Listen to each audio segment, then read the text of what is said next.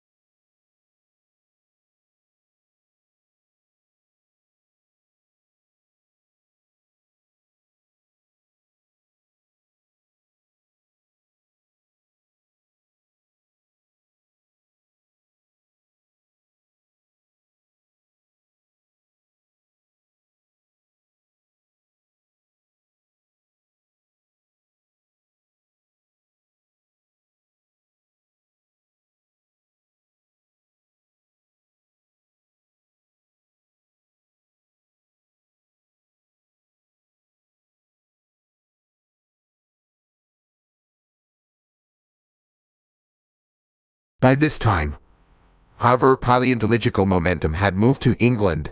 In 1812, at Lyme Regis on the Dorset coast, an extraordinary child named Mary Anning, aged 11, 12 or 13, depending on whose account you read, found a strange fossilized sea monster, 17 feet long and now known as the Ichthyosaurus, embedded in the steep and 17 dangerous cliffs along the English Channel.